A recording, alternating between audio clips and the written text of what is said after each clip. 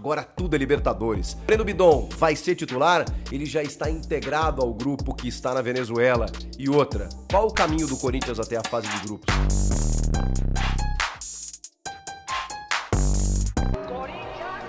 A delegação do Corinthians já está em solo venezuelano, onde encara nesta quarta-feira em Caracas, Universidade Central. Segunda fase, a chamada segunda fase da Libertadores, teve uma anterior, o Corinthians entra na segunda, depois tem uma terceira, também fase de mata-mata, para só depois fase de grupos. Universidade Central, inicialmente agora, jogo de ida na Venezuela, 26, semana que vem, a decisão na Neoquímica Arena. Depois disso, o Corinthians já sabe que pega o vencedor, já sabe que pega um equatoriano. O vencedor de Barcelona de Guayaquil, um adversário até tradicional aí dos brasileiros nos últimos anos na Libertadores. E El Nacional, também do Equador. Os dois vão se enfrentar nessa mesma fase de pré-Libertadores, ou de segunda fase da Libertadores, e o vencedor vai pegar Corinthians ou Universidade Central da Venezuela. A gente imagina que o Corinthians. Então o Corinthians passando pelo time venezuelano, pega o equatoriano depois, no mesmo molde. Mata-mata, joga fora, decide em casa e depois entra na fase de grupos da competição. Esse é o caminho do Corinthians até entrar na fase de grupos do torneio. Então, toda a atenção possível, porque eliminatória, né? Você sabe como são, agora sabem como é. Agora, 2 jogos, né? Então tem uma possibilidade muito grande, ainda mais com o que o Corinthians investiu, tá jogando. Então, eu queria dizer que é tranquilo, mas futebol, né? Então, toda a concentração possível e do jeito que o Corinthians está jogando, eu tenho convicção, né, de que o Corinthians tem condições de avançar. Vamos lá. O Corinthians também divulgou a lista de inscritos para a Libertadores. 45 nomes com algumas novidades, podendo adicionar 5 nomes na fase de grupos. Então, tem algumas especulações, como por exemplo do Fabrício Angileri, aí que o Corinthians está contratando, que ainda não está na lista, evidentemente, né? Não foi anunciado, não foi registrado. Então, é um nome que pode entrar, figurar, mas só na fase de grupos. Então, as 2 fases eliminatórias, sem o novo lateral esquerdo ou sem qualquer outro jogador que o Corinthians contratar até o dia 28, que é quando fecha a janela de transferências aqui de entrada para o Brasil, que é quando os clubes podem contratar. Então, tem aí 10 dias, exatamente, para que o Corinthians possa fechar o seu grupo, pelo menos para esse primeiro semestre, e aí sim poder adicionar mais 5 nomes lá na fase de grupos. Por enquanto, a gente já teve algumas novidades aí. Vamos lá. Os goleiros, nenhuma por enquanto, né? O Hugo Souza e o Donelli, junto do Felipe Longo, que tá voltando da seleção, o Cadu e o Cauê.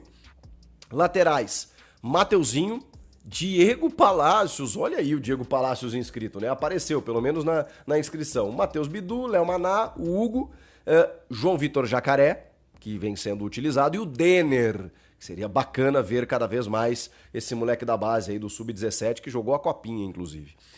Zagueiros, Félix Torres, André Ramalho, Gustavo Henrique, Kaká, João Pedro Choca, todos titulares, né, digamos assim. E aí tem o Renato, Fernando Vera e o Guilherme Gama. Meio-campistas, você tem o Maicon, o Garro, o Ranieri, André Carrilho, Bidon, Charles, Rian, aí o Bahia, Luiz Gustavo Bahia, que estava na Copinha também, capitão do time da Copinha, Luiz Eduardo, que é um meio-campista, mais meia do que volante, o José Martínez, né, e o Coronado e o Alex Santana, que eu não tinha citado, né, que também fazem parte já do elenco principal, e o Dieguinho. Atacantes, Dieguinho da base. Atacantes, Yuri, Memphis, Romero, Pedro Raul, Giovani, Héctor Hernandes, Thales Magno, Kaique, da base, que precisa ser mais utilizado. O Giovani, que eu falei aí, não deixa de ser uma novidade, né? Porque ele foi de fora dos planos, inscrito no Paulista, chegou a ser utilizado naquele jogo contra o Novo Horizontino, deu assistência pro Alex Santana, mas a situação dele, até onde eu sei, não se alterou. Ele tem contrato até a metade do ano, não quer renovar pela proposta do Corinthians. O Ramon disse que não ia utilizar, de repente tá tendo que utilizá-lo para ver até se negocia, né? E olha, poderia receber mais oportunidades. Guinegão, que também veio da Copinha, Nicolas, Luiz Fernando e Nicolas Araújo. São esses todos os inscritos na Libertadores da América. O Memphis já com a camisa 10, o Garro já com a camisa 8, né? Na numeração aqui não tem muitas novidades aqui para falar para vocês. O Hugo é o camisa 1, o Yuri é o camisa 9, o Maicon o 7, não tem muitas novidades a respeito disso. A questão é, o Breno Bidon, ele está dentro de uma programação Ele e o Felipe Longo, né? É que o Bidon, digamos assim, o Longo é o terceiro goleiro do Corinthians, né? Então o Hugo Souza é um titular absoluto. O Donelli a gente até pode questionar se o Longo não merece mais oportunidades para ser um sucessor, uma alternativa ao Hugo. No caso do Breno Bidon, ele deixa o time para ir para o Sul-Americano Sub-20 como um titular da equipe. Só que, claro, né, o Corinthians começou a temporada 25 sem o Bidon no time. E aí o Ramon testou várias possibilidades. Entre elas, o José Martínez por um lado e o André Carrilho por outro. O Alex Santana foi pegando vários jogos. O Corinthians rodou bem o elenco. O Bidon, que estava jogando titular no Sul-Americano Sub-20, ele volta como titular da equipe? Muito difícil.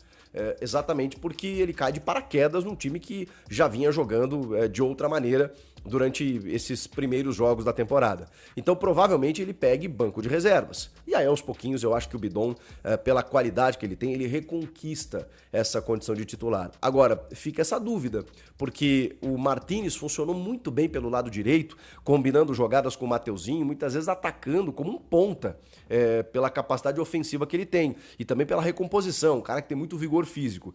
O Martínez, teoricamente, ele seria o primeiro volante na vaga do Ranieri para você usar Carrilho e Bidon, juntamente do Garro, formando esse losango no meio-campo. Ok, você entende que o Bidon vai disputar a posição com o Martínez, e aí você fixa o Ranieri de primeiro homem. Será? Eu tenho para mim que o Martínez abriria o meio-campo e faria esse time, Carrilho, Bidon e Garro. Mas tem essas outras opções, né?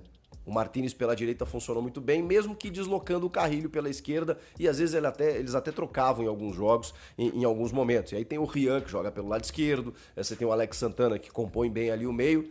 Problema bom, né, pro Ramon Dias resolver. Agora, o Bidonzinho, que eu acho uma joia, um diamante, você não pode abrir mão.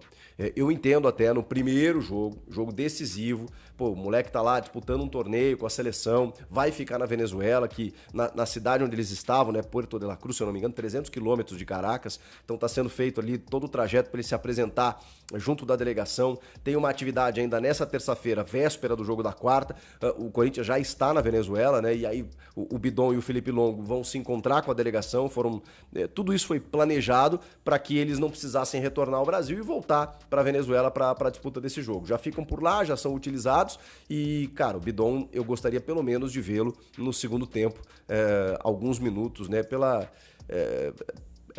jogador que ele é, pela influência que ele tem no meio, pela capacidade técnica que ele tem de ajudar na construção, né, o Rodrigo Garro e tal. O Corinthians se virou bem, até porque tem muitas posições ali, muitas peças para a função no meio campo. Mas eu ainda considero o Bidon como um titular dessa equipe. E você? O que você pensa disso? O que você acha que o Corinthians deve fazer nesse primeiro jogo, que até pode ser mais tranquilo do que a gente imagina, ou não, né? Já falei sobre isso, Libertadores tem muitas vezes algumas armadilhas que a gente desconsidera, às vezes, né, um ambiente mais hostil, um time mais físico do outro lado, uma arbitragem questionável, é natural.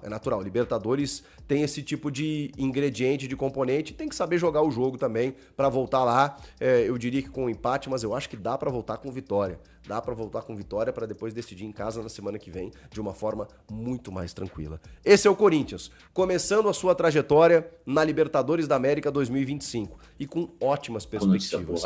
Quinta-feira, notícia boa, meu irmão. Vamos começar com notícia boa. O Corinthians oficializou a ampliação da capacidade da Neoquímica Arena em 2025, tá? Vou te mostrar a distribuição dos assentos, mas já quero adiantar para vocês, né, que o Timão oficializou que a nova capacidade da arena agora é de 48.905 pessoas, né? Quase chegando a 49, quase chegando a 50 mil. Ainda daqui a pouco nós vamos bater 50 mil, tá? O aumento aconteceu sem precisar de obras, meu amigo. Quebrou, não fez nada disso, né? A ampliação foi possível devido a uma autorização do laudo de segurança emitido pela Polícia Militar, o que permitiu a liberação aí de mais ingressos para a torcida. Inicialmente, né, estão liberados aí 1.060 novos assentos na Neoquímica Arena, permitindo aí que a arena esteja mais cheia nos próximos jogos já, tá? Só para você entender, né, todos os setores da Neoquímica Arena tiveram uma expansão, tá? Com exceção da leste superior. Os camarotes tiveram um aumento de 462 lugares enquanto a Oeste Inferior teve 203 lugares. A Oeste Superior e a Leste Inferior conseguiram 50 lugares adicionais, e a Norte recebeu 83 e a Sul recebeu 212 lugares, tá? É bom lembrar que na última semana o Corinthians já bateu o recorde de público na Neoquímica Arena, naquele jogo contra o Santos de Neymar. O público pagante ali foi 47.695. Agora, né, um pouquinho a mais do que isso, mais de 1.000 aí assentos, tá? Norte 83 lugares, Sul 212, Leste Inferior mais 50 lugares, Oeste Inferior mais 203 lugares, Oeste Superior mais 50 lugares, Camarotes mais 462 lugares, como eu já falei, para você guardar bonitinho aí, saber onde você vai ver o jogo do Coringão. Neoquímica Arena está maior, de fato, e sem obras, né? Para a expansão não precisou, né, de obras. Enfim, deixa o seu like aqui, comenta sobre o aumento da capacidade da Neoquímica Arena, dedo no like para ajudar também o canal. Vocês falando do Breno Bidon, esse retorno dele, né, voltou campeão, e uma briga acirrada no meio de campo do Corinthians. A gente vai destrinchar essa matéria e falar um pouquinho disso. Não esquece de deixar o like, se inscrever no canal, ativar o sininho.